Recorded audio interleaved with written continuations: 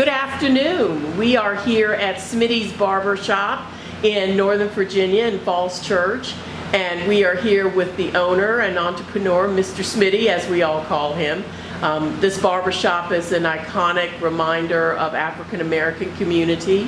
Mr. Smith, we are so happy that you are part of this archival research that we're doing. As you know, this is started by Congressman Gerald Connolly.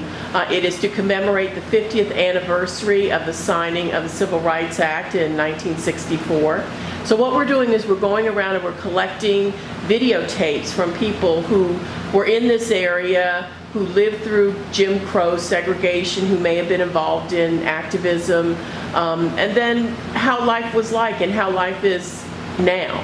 And the reason why we do this is because the videotapes will be housed in the Library of Congress. They will also be at George Mason Folklore Program and the libraries in Fairfax and Prince William County.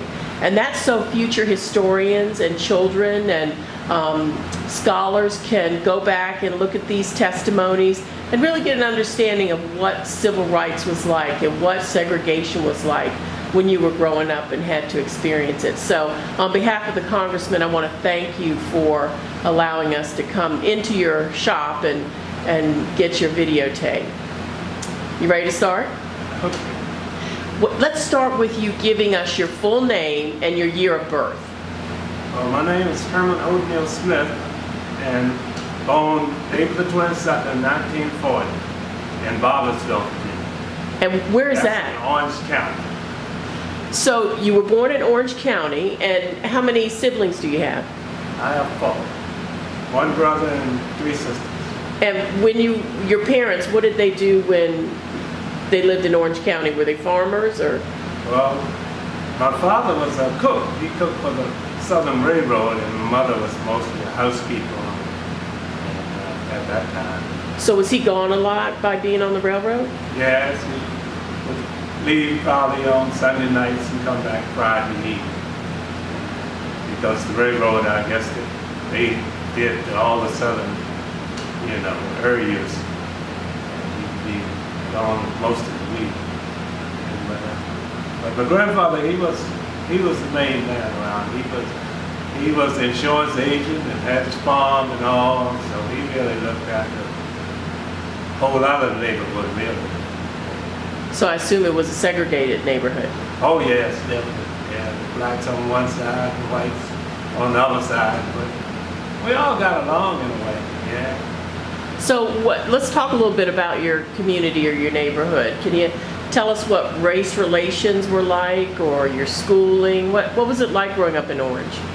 Well, it was like you said, like I was saying, you stayed on one side and they stayed on the other side, and we lived beside the highway and the track, a railroad track.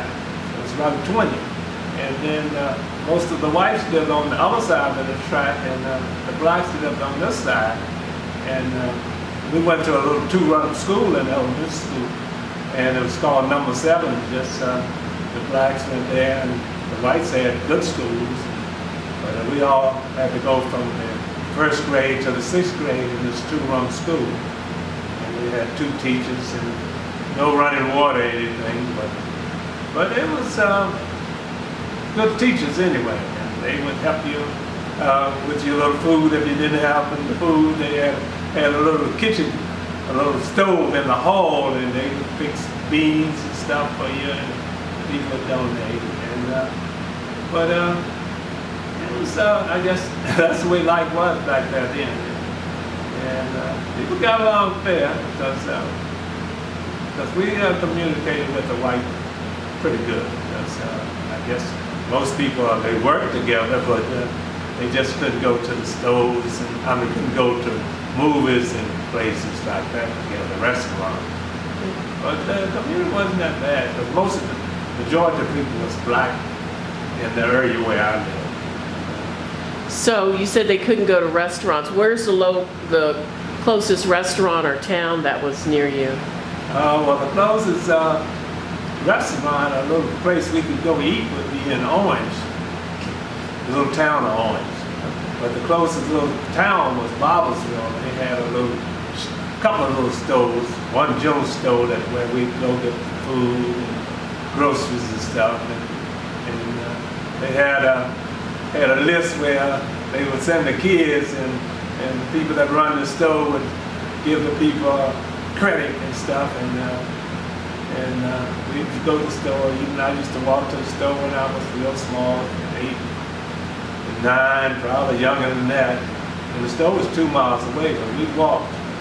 And sometimes we would have problems with certain group of young white boys. They knew at a certain section it was all white. We had to go through this area, and if you was walking by yourself, 2 or 3 of the guys would try to catch you out there and beat you. But I never forget one day when Mother sent me to the store, and she would always be looking when I get to a certain area. But this day I looked for her and she wasn't there.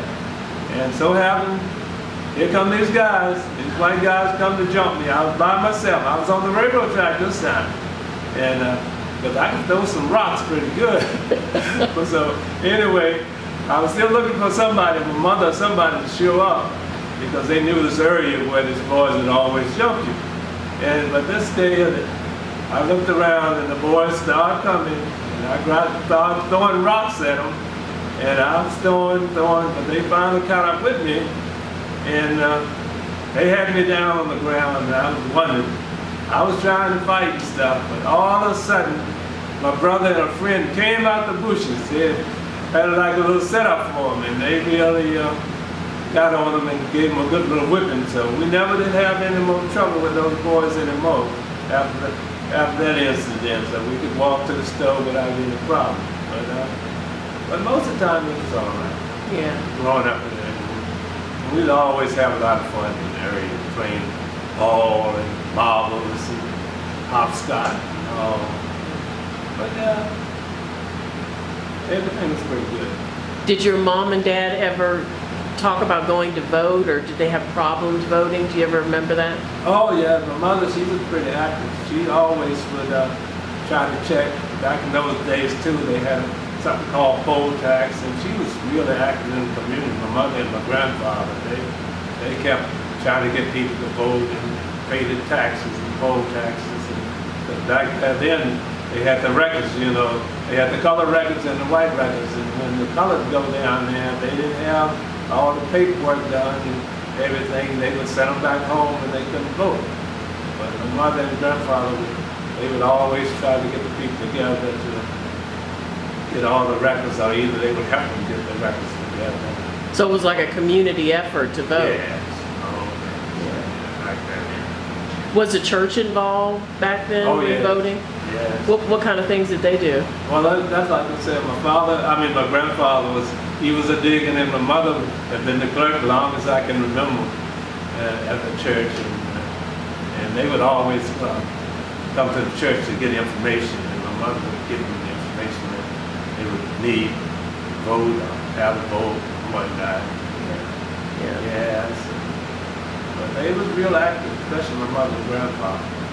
So do you ever remember any violence or anything happening around Orange to any African Americans when you were growing up? Oh, well, I would hear about it, but I never did see too much of it. Did you hear about lynchings or? Oh, well, not too much. Mostly beatings and stuff like that. I don't remember too many lynchings around that area.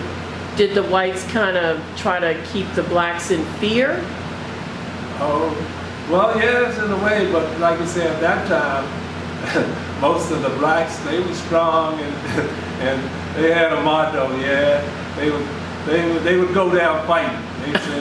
They always would say, I'm going to take one with me. If I got to go, somebody else going with me. And back then, most of the guys, they carried guns and knives too. And it wasn't illegal, I guess, because everybody had guns and knives, so we always was prepared. Did your family own land? Did they own their farm? Oh yeah, my grandfather. Yeah, he owned. Yeah. Were most of the blacks in the area landowners? Yes, and at that time, both of my grandfathers, they had quite a bit of land. On my mother's side, especially, that grandfather, he had 12 children, so he had to have some land. But But yeah, they got along pretty good though. Yeah, with the people in the neighborhood maybe by them owning land, and they was independent mostly, both of them. And the one thing the whites used to call my father's father, Mr. Morris, they wouldn't call him Mr. Smith by his last name, but they would call him Mr. Morris and whatnot. They respected him quite a bit. And I guess by him being in the insurance business, he got around quite a bit. The office was in Charlottesville, a company called Southern Aid Insurances. I guess it was black insurance business back then. Yeah. So his patrons were all black? Yes, back then. When you would go to restaurants, did you have to go in the back of the restaurant or through the back door? Or?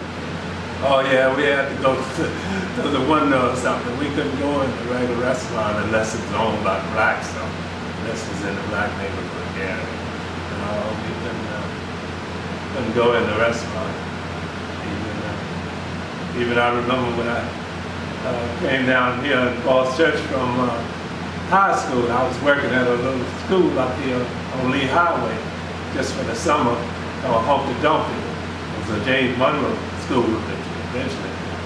But anyway, he tried to take me in the restaurant in Tremont, and I walked in there with him, and they wouldn't let him buy the food from me and whatnot. And so I was really surprised at him. He wouldn't buy any food in the restaurant, so he told us, no, we wasn't going to get anything. If I couldn't eat there, then he wasn't going to buy the food. So anyway, he stood out pretty good for me. Yeah. What year was this? This was in 1958. After graduating from school in 58. So you graduated from high school. Yeah.